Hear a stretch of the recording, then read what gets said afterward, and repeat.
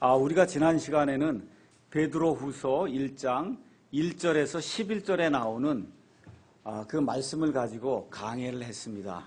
그래서 믿음으로 시작이 되는 그리스도인의 삶이 어떤 것인가를 우리가 1절부터 11절에 있는 그런 말씀을 가지고 이제 살펴봤어요.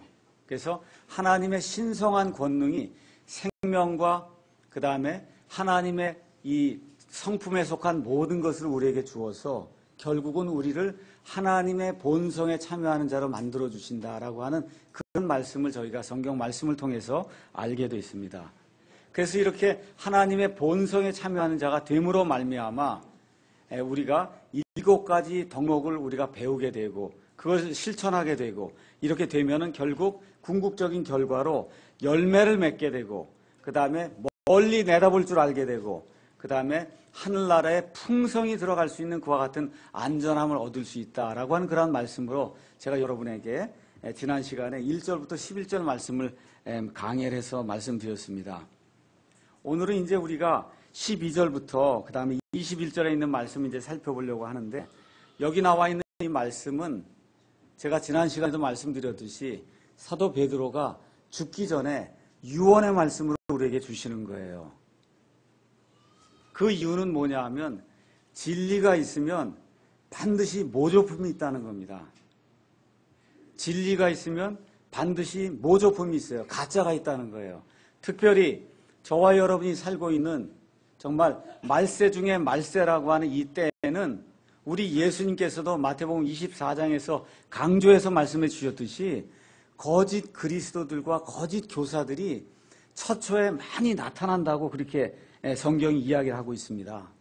그래서 저와 여러분이 건강한 그리스도의 삶을 살지 않으면 그러면 누구라도 그와 같은 어리석은 가르침에 빠져들 수가 있다는 겁니다. 그럼 이러한 건강한 그리스도인의 삶은 어디에 기반을 둬야 되냐 하면 경험, 내가 뭘 봤다든지 들었다든지 하는 어떤 그런 경험, 주관적인 경험에 기반을 두면 되지 않고 여기 나와 있는 이런 말씀처럼 확실한 대언의 말씀, 하나님의 말씀에 우리 그리스도인의 삶에 기반을 두게 될 때 아무리 거짓 대언자들이 나타나고 거짓 교사들이 나타나서 우리를 유혹한다 해도 우리가 넘어가지 않는다고 성경이 이야기를 해주고 있습니다. 그래서 오늘 1장 12절에서 21절에서는 하나님의 말씀의 중요성과 또 그것을 기억하고 의지하는 것의 중요성이 얼마나 정말 큰 것인가 하는 것을 우리에게 가르쳐주고 있습니다. 그래서 오늘은 하나님의 말씀을 기억하고 살자라고 하는 제목을 가지고 여기 12절부터 21절에 나와 있는 말씀을 3가지 대지로 나누어서 한번 생각해 보려고 합니다. 첫 번째 대지는 제목을 사람은 죽지만 하나님의 말씀은 영원히 살아있다라고 하는 그와 같은 대지 제목을 가지고 12절에서 15절에 있는 말씀을 살펴보도록 하겠습니다. 여러분께서 요한복음 21장 이제 18절 거기 말씀을 가서 보시면은 예수님께서 이제 부활하신 이후에 제자들에게 나타나셨어요. 베드로가 예수님을 3번 부인했습니다. 그 3번 부인한 것을 다시 회복할 수 있도록 예수님께서 내가 이 양들을 사랑하느냐, 내가 이 양들을 사랑하느냐, 이 양들을 사랑하느냐 하고 예수님께서 이 베드로에게 묻는 그와 같은 대목이 이제 거기에 이제 나오거든요.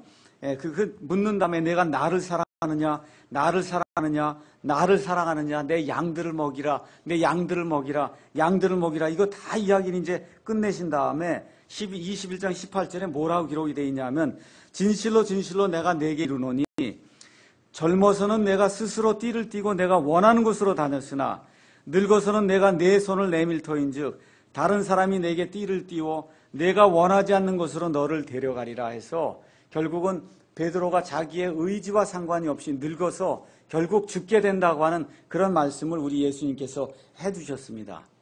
이 사실을 분명히 알고 있는 지금 사도 베드로는 죽기 전에 내가 무언가 해야 될 일이 있구나 하는 그런 사명감에 불타서 그래서 이 베드로 전서와 후서를 이제 기록하게 되었습니다. 그에게 3가지 동기가 있었어요. 첫째는 누가복음 22장 31절에서 32절에 가서 보면 이렇게 이제 예수님이 말씀하시는 그런 십자가 사건이 생기기 전에 말씀하시는 그런 대목의 말씀이 있습니다. 또 주께서 이르시되 시몬아 시몬아 보라, 사탄이 너희를 밀가부르듯 하려고 너희를 갖기 원하였으나 내가 너를 위하여 내 믿음이 쇠하지 않도록 기도하였은즉 너는 돌이킨 뒤에 내 형제들을 강하게 하라 하시니라라고 하는 그런 말씀이 있어요. 그래서 베드로가 분명히 예수님을 배반하고 또 실족한 가운데 있지만 다시 돌이킨 뒤에는 내 형제들을 강건하게 해야 된다고 하는 그와 같은 말씀을 받았기 때문에 지금 사도 베드로가 죽는다는 것이 확실해요. 사람은 다 죽습니다. 근데 죽기 전에 해야 될 그런 일이 있어요. 그래서 지금 예수님의 명령에 따라서 12절에 있는 여기 말씀처럼 그러므로 비록 너희가 이것들을 알고 현재 진리에 굳게 서 있을지라도 너희가 항상 그것들을 기억하게 하는 일에 내가 게으르지 아니하리라. 그렇게 지금 이야기하는 거예요. 그래서 내가 게으르지 아니하리라. 왜 그래요? 예수님께서 명령을 주셔서 내 형제들을 강하게 만들라고 그렇게 말씀을 주셨기 때문에 지금 베드로전서와 베드로후서를 기록하고 있다. 지금 그렇게 지금 이야기하고 있는 겁니다. 그 다음에 두 번째 동기는 뭐냐 하면 13절에 나와 있는 것처럼 참으로 내가 이 장막에 있는 동안에 아직 살아있는 동안에 너희가 기억하게 하여 너희를 일깨우는 일이 합당한 줄로 내가 생각한다. 그러니까 예수님의 명령을 따라서도 내가 너희를 강하게 해야 되고 이 장막에 아직도 내가 살고 있는 이 동안에 너희를 일깨워서 그래서 기억하게 하는 그 일이 합당한 일이기 때문에 내가 너희에게 이 하나님의 말씀을 전달한다. 지금 그렇게 이야기를 하고 있습니다. 그 다음에 이제 세 번째로는 15절에 있는 대로 또한 내가 떠나간 뒤에도 너희가 항상 이것들을 기억할 수 있도록 내가 애쓰리라. 그래서 내가 죽은 뒤에도 너희가 이것들을 기억할 수 있도록 그래서 성도들을 일깨우고 하나님의 말씀을 기억하게 하는 그 일이 대단히 중요하기 때문에 맨 끝에 뭐라고 써 있어요? 내가 애쓰고 있다. 지금 그렇게 이야기하고 있습니다. 그래서 이와 같은 동기를 가지고 사도 베드로가 예수님의 명령을 쫓아서 또 이렇게 하는 일이 합당하고 또 그래서 그렇게 해서 부지런하게 성도들에게 이 일들을 하는 것이 합당하다고 생각이 되고 중요하다고 생각이 돼서 그래서 이 편지를 쓰고 있다. 사도 베드로가 우리에게 이야기해주고 있습니다. 그럼 여러분과 제가 지금 12절에서 15절에 있는 말씀을 읽었는데 거기에 계속해서 3번 나오는 말씀이 있어요. 중대한 말씀이 3번 나옵니다. 12절에 가서 보니까 그것들을 기억하게 하는 일에 내가 게으르지 아니하리라 이렇게 돼 있고 13절에 너희가 기억하게 하여 이렇게 이제 돼 있고 15절에 또한 너희가 항상 이것들을 기억할 수 있도록 내가 힘쓰리라 이렇게 나와 있어요. 어떤 단어가 나와요? 기억한다고 하는 말이 나오는 겁니다. 너희가 지금까지 내가 너희에게 가르쳐준 많은 진리를 듣고 그 진리 안에 서 있음에도 불구하고 그럼에도 불구하고 내가 기억하게 하고 기억하게 하는 그 일이 대단히 중요하기 때문에 지금 마지막으로 내가 죽기 전에 이제는 글로 써서 너희들에게 하나님의 이 진리의 말씀을 기억하도록 하기 위해서 지금 내가 이 일을 하고 있다. 지금 그렇게 이야기하고 있는 겁니다. 왜 그래요? 사람은 시간이 지나면 자꾸 잊어버립니다. 저도 성경 말씀을 자꾸 읽지만 성경 말씀 시간이 지나면 자꾸 잃어버려요. 어디에 그 말씀이 있는지 알지 못합니다. 성경의 진리들도 마찬가지예요. 그래서 여러분께서 구약 성경에 가셔서 신명기 말씀을 가서 보시면 신명기가 둘째 율법이다 이제 그런 의미의 그런 글인데 어떤 말씀이에요? 신명기 말씀은 기억하라는 거예요. 하나님께서 너희를 위해서 어떤 일들을 행하셨는지 기억하라는 겁니다. 지금 사도 베드로도 역시 죽기 전에 자기가 알고 있던 많은 성도들에게 이 하나님의 말씀을 주면서 기억해야 된다. 그렇지 않으면 너희가 잊어버린다. 이 진리의 말씀을 기억하라고 지금 이야기하고 있습니다. 12절 가서 보니까 그러므로 비록 너희가 이것들을 알고 현재 진리에 굳게 서 있을지라도 이 말씀을 받는 그와 같은 그 베드로 후서와 전서의 수신자들이 하나님의 그와 같은 진리들을 알고 있어요. 지금 그 안에 서 있습니다. 그럼에도 불구하고 뭐라 그래요? 기억하게 하는 그 일에 내가 게으르지 아니하고 힘을 다해서 그 일을 하겠다고 지금 말씀하시는 그런 내용이 그 안에 기록이 되어 있습니다. 그래서 그들을 일깨우고 기억하게 하는 일이 굉장히 이제 필요하였습니다. 성령님의 사역 중 하나가 뭐냐? 예수님이 말씀해 주신 것들을 우리 성도들이 기억하게 하는 그 일이 성령님이 하게 하시는 그런 일이에요. 그래서 여기 목사도 이 자리에 서서 어떨 때 보면 똑같은 이야기를 자꾸 합니다. 왜 그래요? 몰라서 그러는 게 아니에요. 기억하라고 자꾸 말씀드리는 겁니다. 기억하라고 자꾸 말씀을 드리는 거예요. 그래서 14절에 가서 보면 베드로는 내가 이제 주 예수 그리스도께서 내가 보여주신 것 같이 머지않아 반드시 이 장막을 벗어야 할 줄 내가 안다. 이 장막, 몸이라고 하는 이런 장막을 벗고 그리고 내가 이 몸에서 탈출해야 될 것 같은 날이 있다고 하는 그런 사실을 내가 분명히 알고 있기 때문에 그래서 이제는 내가 이 죽기 전에 하나님의 말씀들을 기록을 해야 되겠다는 그와 같은 그 임무를 가지고 지금 베드로후서를 기록하고 있습니다. 그래서 이 베드로는 또 사도 바울은 죽었어요. 사람이 이 땅에 죽습니다. 요한도 죽었습니다. 그럼에도 불구하고 무엇이 남아있냐 하면 하나님께서 영감으로 그들에게 기록하게 하신 그 말씀은 사람은 죽지만 영원토록 남아있어서 저와 여러분이 지금 이 손에 베드로 전서와 후서라고 하는 이런 말씀을 지금 들고 객관적으로 하나님이 우리에게 주신 이 말씀을 보고 하나님이 우리에게 무엇라고 말씀하시는지 객관적인 자료를 가지고 우리가 말씀을 통해서 모든 진리를 알 수 있다는 겁니다. 만일 하나님께서 우리에게 객관적인 이와 같은 하나님의 말씀을 기록을 해서 주지 않았다고 하면 우리에게 남는 건 아무것도 없어요. 저기 오래전에 살았던 사람이 말한 것, 그것도 말해서 결국 2000년이 지나오는 동안 말로 된 구전만 우리에게 남게 되거든요. 말이라고 하는 것은 한 사람이 다른 사람에게 옮길 때 반드시 말은 변하게 되어 있습니다. 똑같은 사건을 진실한 사람이 목격을 했어요. 법원에 가서 증언을 하면 선한 양심을 가진 사람임에도 불구하고 똑같이 같은 날 그 사건을 목격했음에도 불구하고 세 사람의 증언이 일치하지 않는 경우가 대부분입니다.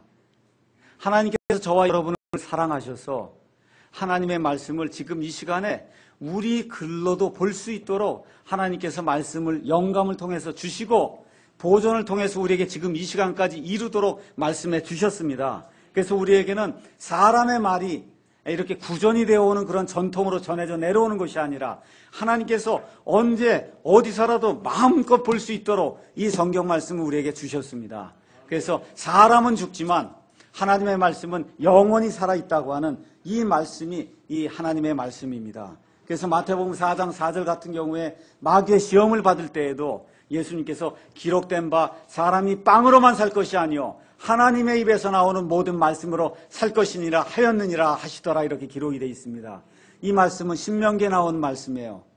구약시대 신명기에 모세가 예수님 오시기 1500년 전쯤에 하나님의 말씀을 적어 놓은 건데 거기 가서 보면 기록된 바 이렇게 기록이 되어 있어요. 그 얘기는 무슨 얘기냐? 1500년 전에 기록된 그 말씀이 지금 이 시간에도 글자로 남아서 지금 이 시간에도 살아있는 그런 말씀으로 남아있다 그 얘기입니다. 그래서 기록된 바 하나님의 말씀이 지금 이 시간에도 사람은 다 죽었지만 하나님의 말씀이 저와 여러분과 함께 하셔서 저희에게 이 말씀을 통해서 구원을 주시고 매일같이 살아갈 수 있는 영양분을 공급해 주시고 또 매일같이 이 말씀을 통해서 읽고 묵상하는 가운데 하나님의 말씀을 통해 인도와 보호를 받을 수 있도록 하나님이 그렇게 말씀해 주셨다. 이렇게 첫째 대지로 제가 말씀을 드렸습니다. 둘째 대지의 말씀은 16절에서 18절에 있는 말씀인데 이 말씀의 제목은 제가 경험은 시들지만 하나님의 말씀은 영원히 남아있다라고 하는 그러한 그 말씀을 여러분에게 이제 드리도록 하겠습니다. 여기 16절에서 18절에 있는 말씀은 어디서 많이 본 거죠? 그렇죠? 제가 한번 읽어볼게요. 우리가 너에게 우리 주 예수 그리스도의 권능과 오심을 알려줄 때 그러니까 무슨 얘기냐면 예수님이 권능이 있는 분이다. 예수님이 다시 오신다. 그걸 너희에게 알려줄 때 교묘히 꾸며낸 이야기들을 따르지 아니하였다는 거예요. 우리는 그분의 위엄을 눈으로 본 자들이라 뛰어난 영광으로부터 이러한 음성이 그분께 나서 이르기를 이 사람은 내 사랑하는 아들이라 내가 그를 매우 기뻐하노라 하실 때에 그분께서 하나님 아버지로부터 존귀와 영광을 받으셨느니라. 하늘로부터 나온 이 음성은 우리가 그분과 함께 거룩한 산에 있을 때 들은 것이니라. 이거 어디에 나온 말씀이에요? 복음서에 나온 말씀이죠. 우리가 보통 변화산 사건이라고 하는 복음서에 나오는 말씀이에요. 이 내용이 대단히 중요하기 때문에 마태복음 17장 1절에서 13절에도 기록이 되어 있고 마가복음 9장 2절에서 8절에도 기록이 되어 있고 누가복음 9장 28절에서 36절에도 기록이 되어 있습니다.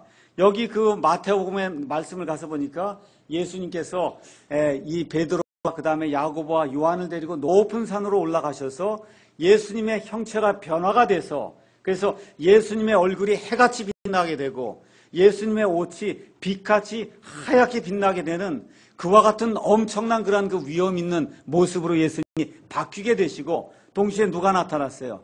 엘리야와 모세가 나타나서 예수님과 대화하는 그와 같은 모습이 그 안에 기록이 되어 있습니다. 그래서 여러분과 제가 여기 마태복음에 나와 있는 말씀을 제가 가서 읽어보면 거기에 하나님께서 그때 뭐라고 말씀해 주시냐 하면 구름 속에서 한 음성이 나서 이르시되 이 사람은 내 사랑하는 아들이라 내가 그를 매우 기뻐하노니 너희는 그의 말을 들을지어다라고 하나님이 직접 이 예수님이 내 아들이고 내가 그를 매우 기뻐하는 자고 그러니까 너희는 그의 말을 들으라고 한 그 말을 말씀하시는 그와 같은 대목이 이제 그 안에 기록이 되어 있습니다. 예. 그래서 여기 가서 보시면 16절에 우리가 너희에게 이렇게 나오죠. 그 다음에 18절에도 하늘로부터 나온 이 음성은 우리가 그분과 함께 할 때 우리라고 하는 그런 말이 자꾸 나와요. 여기 우리는 누굴 이야기하는 거냐면 베드로와 그 다음에 요한과 야고보를 이야기합니다. 근데 재미있는 게 있어요. 뭐가 재미있냐면 마가, 마태, 그 다음에 누가는 이 변화산상의 사건을 경험했습니까? 못했습니까? 했어요? 못했어요? 못했어요. 누구만 했어요? 베드로와 요한과 야고보만 했습니다.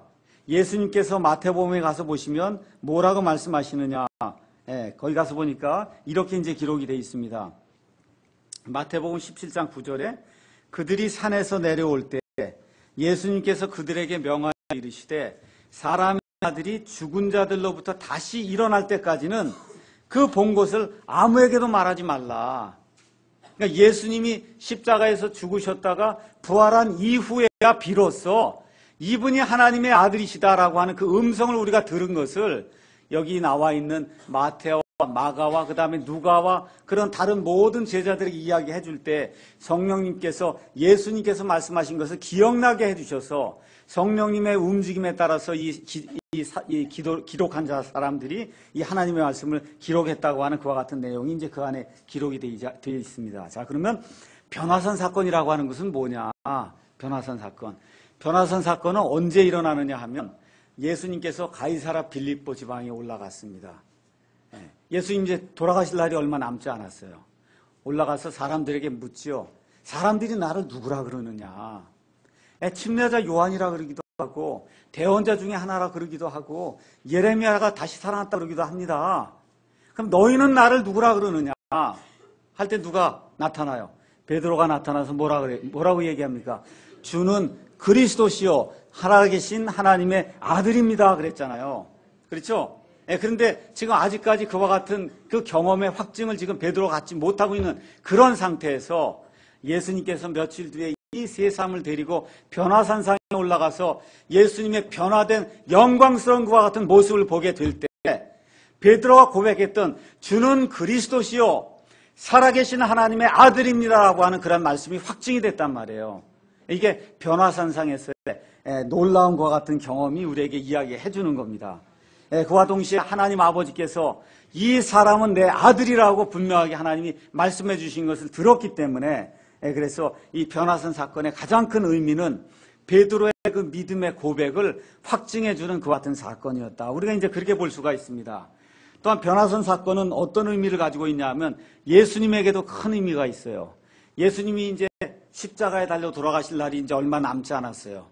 예수님이 정말 이제 십자가를 지고 죽을 날이 얼마 남지 않은 가운데 우리 하나님께서 직접 나타나셔서 음성을 통해서 너는 내 사랑하는 아들이라 내가 너를 매우 기뻐하노라라고 말씀하시면서 예수님께서 십자가에서 이루실 그 일을 하나님이 기뻐하신다고 하시면서 격려와 위로의 말씀을 주신 그와 같은 사건이 변화산 사건입니다.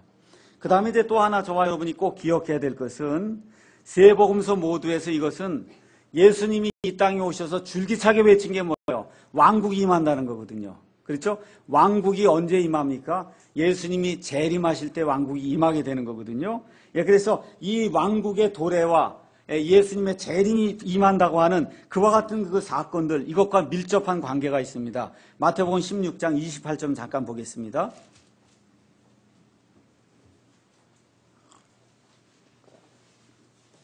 마태복음 16장 28절에 가서 보면 진실로 내가 너희에게 이르노니 여기 서 있는 사람들 중에는 죽음을 맛보기 전에 사람의 아들이 자기 왕권을 가지고 자기 왕국을 가지고 오는 것을 볼 자들도 더러 있느니라. 지금 그렇게 이야기해 줬어요.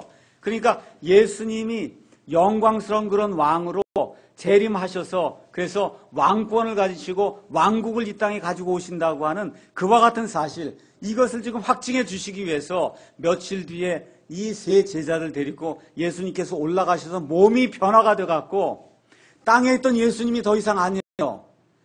정말 하늘의 왕좌에 앉으신 정말 해처럼 빛나는 그런 예수님이 모습이 이제 변하심으로 말미암아 그래서 왕국이 임한다고 하는 그러한 사실을 확증해준 그와 같은 말씀이 변화산 사건이다. 성경이 우리에게 그렇게 이야기를 해주고 있습니다. 자, 그러면 왜 베드로가 이와 같은 이야기를 갑자기 꺼냈을까요? 베드로가 여러 가지 할 말이 많은데 내가 변화산에서 이걸 들었다라고 하는 그 말씀을 왜 하게 되느냐 하면 3장에 가서 보시면 이제 나중에 공부하겠지만 예수님의 재림이 없다고 주장하는 사람들이 생기기 시작한 거예요. 예수님의 재림이 없으면 왕국이 없는 겁니다. 그렇죠? 무슨 왕국이 임하냐? 하나님의 왕국이 어떻게 임하냐? 재림이 어디 있느냐? 그렇게 조롱하는 자들이 생겼기 때문에 사도 베드로가 그렇지 않다. 내가 예수님께서 왕권을 가지고 오셔서 왕국이 임하게 되고 재림하는 것을 내 눈으로 직접 보았다. 하나님이 직접 말씀해 주셨다. 모세와 엘리야가 그것을 확증해 주었다. 이 말씀을 베드로가 할 필요가 있었기 때문에 그래서 여기 나와 있는 이 자기의 경험을 이야기해 주는 겁니다.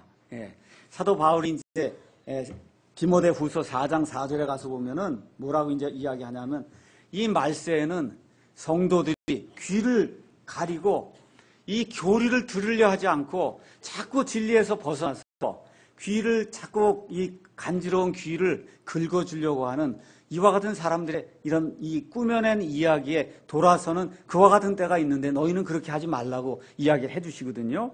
그래서 여기 있는 이런 모든 것들을 살펴보면은 이미 베드로 당시에 예수님의 재림을 부인하는 자들이 있었고 하나님의 왕국이 임한다는 것을 부인하는 자들이 있었기 때문에 어떻게 그렇게 해요, 이 사람들이. 거기 가서 보니까 뭐라고 기록이 됐냐 하면은 16절에 우리가 너희에게 우리 주 예수 그리스도의 권능과 오심을 알려줄 때 교묘히 꾸며낸 이야기들을 하지 않았다는 거예요. 우리는 분명히 들었다는 겁니다. 그런데 어떤 자들이 있었다는 거예요. 교묘히 꾸며낸 이야기들을 가지고 그럴 리는 없다. 예수님이 재림하실 리는 없다. 예수님의 왕국이 어디에 있느냐 이렇게 주장하는 사람들이 나타났기 때문에 사도 베드로가 그것을 반박하기 위해서 자기가 변화산상에서 예수님을 직접 눈으로 목격하고 하나님의 말씀을 직접 귀로 들은 그와 같은 경험의 말씀을 이야기해주고 있는 겁니다. 자, 그러면 변화산 경험에서 얻는 교리가 뭐냐 잠깐 살펴보겠습니다. 첫 번째, 변화산 산상에서 예수님이 베드로에게 확증해 주시려고 하는 게 있었어요. 그것은 뭐냐 하면 예수님은 하나님의 아들이라는 거예요. 누구의 아들이다라고 하는 것은 그와 동등한 존재다 그 얘기예요. 예수님이 하나님의 아들입니다. 그 얘기는 무슨 얘기예요? 예수님이 하나님입니다. 그렇게 이야기하는 겁니다. 여러분과 제가 이 땅에 사는 가운데 많은 종교들이 우리 가운데 있어요. 많은 종교가 있습니다. 여러분과 제가 참 종교인지 아닌지 그걸 확실히 보여주는 시금석이 되는 테스트가 있어요. 가서 물어보면 됩니다. 예수님이 누구라고 생각하십니까? 예수님이 하나님의 아들입니다. 그래서 예수님이 곧 하나님이십니다. 아들 하나님이십니다라고 하는 그와 같은 고백이 없으면 그건 예수 믿는 기독교가 아닙니다. 어떤 이야기를 하더라도 예수님에 대한 확실한 고백이 나와야 돼요.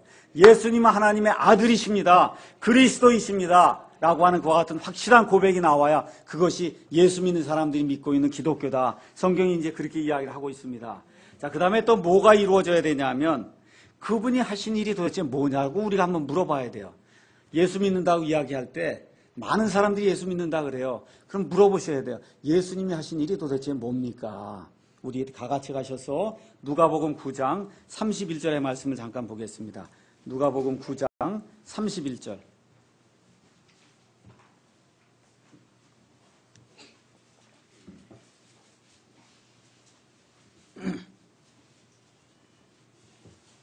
30절에 가서 보면 이렇게 돼 있죠. 보라, 두 사람이 그분과 이야기하는데 그들은 모세와 엘리야더라.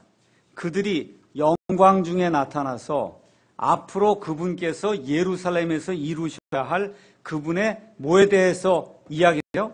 별세. 별세가 뭐예요? 죽는다는 거예요. 다시 한번 말씀드리지만 예수님의 죽음이 없이는 기독교는 설 수가 없는 거예요. 예수님은 죽기 위해 이 땅에 오셨어요. 그래서 예수님이 누구시냐고 물었을 때 예수님은 그리스도십니다. 살아계신 하나님의 아들이십니다. 여기까지 이루어진 다음에 그럼 그 예수님이 어떤 일을 하셨습니까? 라고 이야기할 때 바로 예수님이 모든 인류를 구속하기 위해서 십자가에 달려 죽으셨습니다. 죽으셨다가 4월 만에 부활하셔서 영광의 주님이 되십니다라고 하는 예수님의 사역에 대한 올바른 그러한 정의가 내려져야 그것이 바로 참된 예수 그리스도를 믿는다고 하는 그와 같은 증표가 된다는 겁니다. 그래서 변화산 사건은 또한 하나님의 말씀을 확증해 주는 그와 같은 사건이었어요. 변화산 사건 때 예수님과 더불어 누가 나타났어요? 모세와 엘리야가 나타났어요. 모세는 뭘 얘기해요? 모세는 율법을 대표하는 사람이에요. 엘리야는 뭘 대표하는 사람이에요? 대언자를 대표하는 사람이에요. 대언자를. 그래서 히브리서 1장 1절에 가서 보시면 이렇게 이제 기록이 되어 있습니다. 히브리서에 제가 읽을 테니까 여러분이 한번 보시기 바랍니다. 지나간 때는 여러 시대에 다양한 방식으로 대언자들을 통하여 또 율법을 통하여 조상들의 말씀하신 하나님께서 이 마지막 날들에는 자신의 아들을 통하여 우리에게 말씀하셨으며 그분을 모든 것의 상속자로 정하시고 또 그분으로 말미암아 세상들을 만드셨느니라. 이렇게 이제 말씀해 주시거든요. 그러니까 변화산 사건에 모세와 엘리야가 나타났다라고 이야기하는 것은 말 그대로 모세는 율법을 대표하는 사람이요, 엘리야는 대언자를 대표하는 그러한 사람인데 이 두 사람이 나타나서 예수님께서 구약의 율법과 대언자들의 모든 글을 완성해 주신 분이라고 하는 그런 사실을 확증해 준 그와 같은 사건이 변화산 사건이다. 그 다음에 이제 네 번째로 변화산 사건은 하나님의 왕국의 실체를 확증해 준 그와 같은 사건이에요. 지금 저와 여러분은 신구약 성경을 모두 다 가지고 있습니다. 이거 다 가지고 있기 때문에 예수님의 고난이 있고 그 이후에 영광이 있다. 십자가가 먼저 있고 그 이후에 왕관이 있다. 이런 내용들 저와 여러분 이해할 수가 있습니다. 그런데 베드로 당시에 그 사람들에게는 신약 성경이 아직 완성이 안 된 상태예요. 이렇게 되다 보니까 어떤 일이 이 사람들의 구분이 안 되냐면 왜 예수님이 먼저 영광을 받으시고 하면 되지 왜 고난을 왜 당하셨는가? 왜 고난을 당하셔야 되는가? 그렇죠? 이런 것들이 이해가 안 됐어요. 초림이 있고 왜 재림이 있어야 되는가? 이런 것들이 이해가 되지 않았습니다. 근데 이 변화산 사건을 통해서 예수님이 이 사건 전에는 지금 초림의 주님으로 오셔서 고난을 당해요. 고난을 당한다고 분명하게 마태복음 16장에 말씀해 주셨거든요. 주는 그리스도시요 살아계신 하나님의 아들입니다. 이야기한 다음에 예수님께서 이 사람의 아들이 이 사람들에게 배반을 당해서 고난을 당해서 십자가에 죽는다고 말씀해 주셨단 말이에요. 그러니까 이 사람들이 이해가 안 되는 거예요. 예수님이 메시아로 오시면은 그럼 영광 중에 오셔서 그래서 예수님이 영광의 주님으로 오실 줄을 생각하고 있는데 여기 가서 보니까 고난을 당한다고 이야기한단 말이에요. 고난 다음에 영광이 있구나 하는 것들 이 사람들이 알지 못했기 때문에 이 변화산 사건을 통해서 이 고난 다음에 반드시 영광이 뒤따라온다고 하는 그와 같은 사실을 알려주기 위해서 예수님께서 이 변화산 사건에 참여하시게 이제 된 겁니다. 마지막으로 또 이 사건은 베드로와 야고보와 요한에게도 역시 너희도 역시 고난을 먼저 당하고 그 이후에 영광을 받을 것이다. 이걸 알려주는 그러한 계기가 이제 됐습니다. 여러분, 12사도 중에 누가 제일 먼저 순교를 당했어요? 사도행전 12장에 가서 보면 야고보가 제일 먼저 순교를 당했죠. 그 다음에 요한 어떻게 됐어요? 요한은 반모섬의 유배가 돼서 그래서 그 황량한 그런 섬에 가서 거기서 이제 요한계시록을 받아서 적긴 적었지만 엄청나게 고생을 많이 했습니다. 또 전승 기록에 따르면 베드로는 예수님처럼 이렇게 앞으로 달려서 죽을 수는 없기 때문에 나는 거꾸로 달려서 죽는다 해서 죽었다고 하는 그와 같은 전승 기록이 있듯이 이 변화산 사건을 통해서 이 제자들도 무엇을 깨닫게 되느냐? 고난이 있은 다음에 영광이 있다는 거예요. 이게 기독교의 본질이에요. 저와 여러분이 꼭 이해하셔야 됩니다. 고난이 있은 다음에 예수 그리스도로 말미암아 당하는 고난이 있은 다음에 예수님이 주시는 영광이 뒤따라온다는 거예요. 이 순서가 바뀌면 안 됩니다. 영광이 있은 다음에 고난 받으려고 하면 안 돼요. 이 땅에 사는 가운데 땅에 사는 모든 것들을 다 영광을 취해서 살게 되면 그럼 예수님께 놔둔 게 받을 게 아무나도 없다는 거예요. 그래서 고난이 먼저 있고 그 다음에 영광이 있는 것이 기독교다. 자, 그럼 마지막으로 하나만 더 말씀을 드리겠습니다. 많은 사람들이 이런 것들을 잘 이해하지 못하고 예수님이 40일 금식을 했으니까 나도 40일 금식을 해야 되겠다 해서 40일 금식하는 사람이 있어요. 또 이 베드로처럼 높은 산에 올라가서 어떤 걸 봤어요? 예수님이 변화하는 변화산 사건을 경험했으니까 나도 높은 산에 올라가서 그런 일들을 좀 해봐야 되겠다 이렇게 생각하는 그런 사람들이 있습니다. 예수님은 우리 보러 그런 경험을 하라고 이런 말씀을 적어주신 것이 아닙니다. 우리는 그런 것들 경험할 필요가 없어요.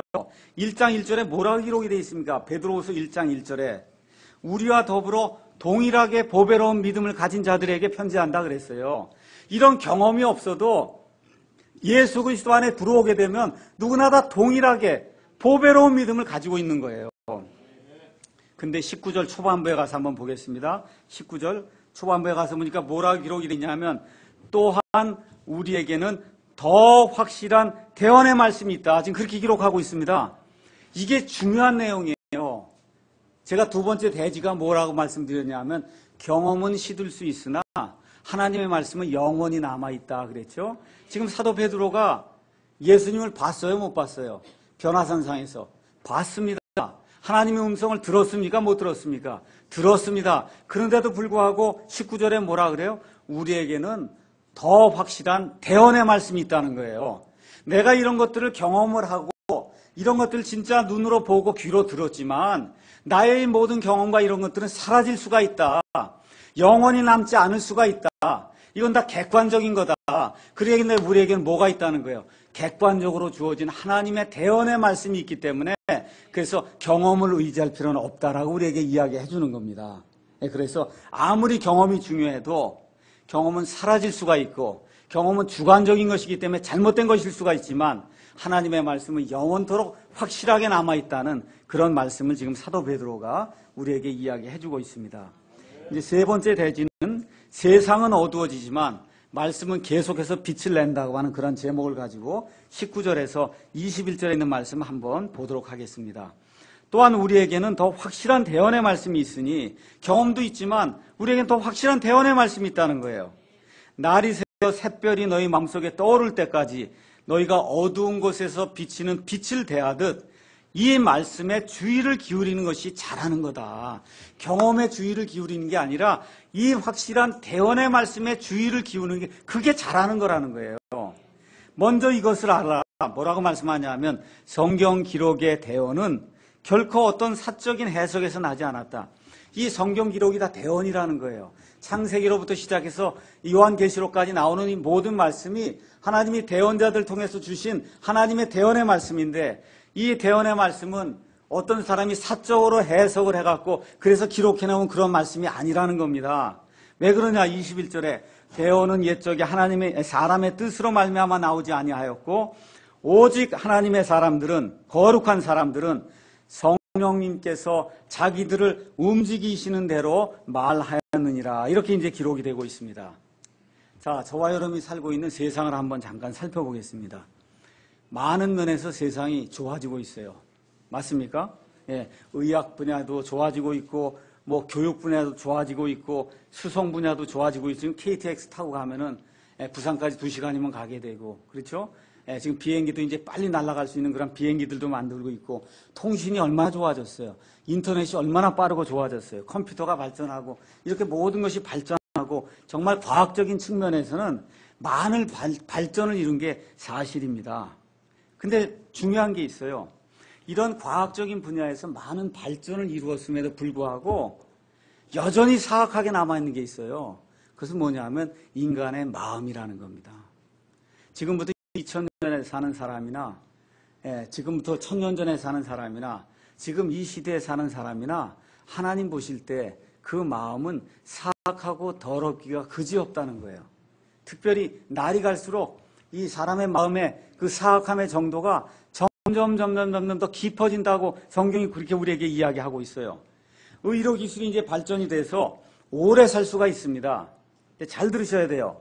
근데 오래 산다는 게 곧 좋은 삶을 산다는 건 아니에요. 잘 들으셔야 됩니다. 오래 살 수 있어요. 100세까지 살 수 있는 그런 날이 열린다고 지금 텔레비전에서 나오고 있어요. 근데 100세까지 사는 게 그게 과연 축복일까 저주일까 한번 여러분과 제가 생각을 해봐야 됩니다. 네. 정말 100세, 120세까지 사는 게 축복일까 저주일까를 한번 생각해 봐야 돼요. 그게 정말 좋은 삶일까 나쁜 삶일까 한번 생각을 해봐야 돼요. 그래서 이 수명이 늘어나고 문명이 발전하고 한다고 하는 그것 자체가 우리 인류에게 오히려 저주가 될 수가 있습니다.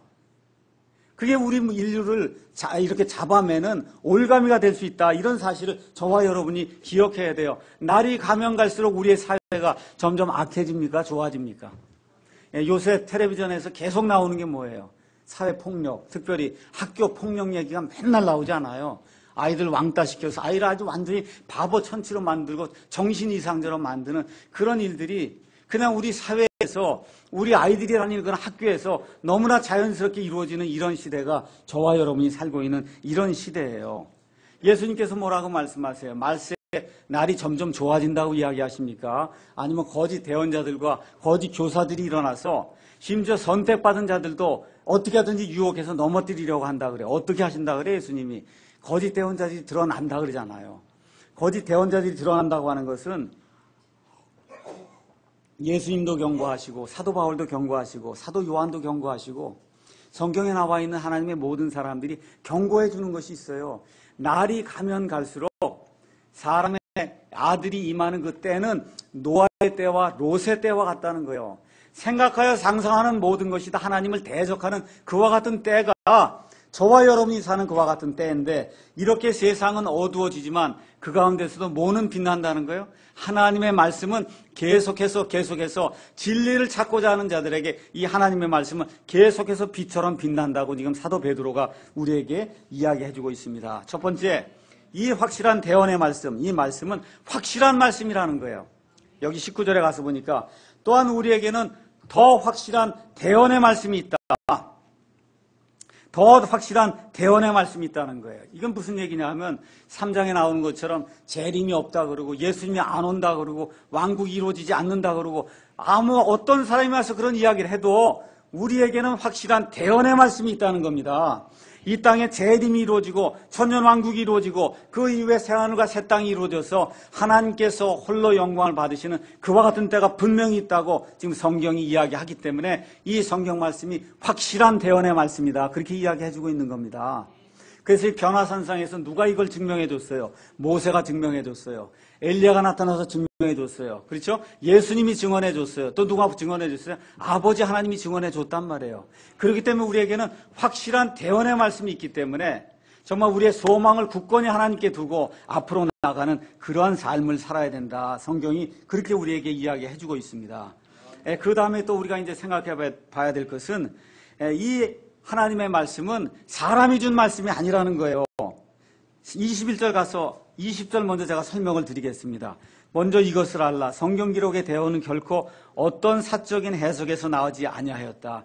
이거를 잘못 이해해서 설명해 주는 그런 분들이 있습니다. 뭐라고 얘기하냐면 성경 말씀 사적으로 해석하면 안 된다.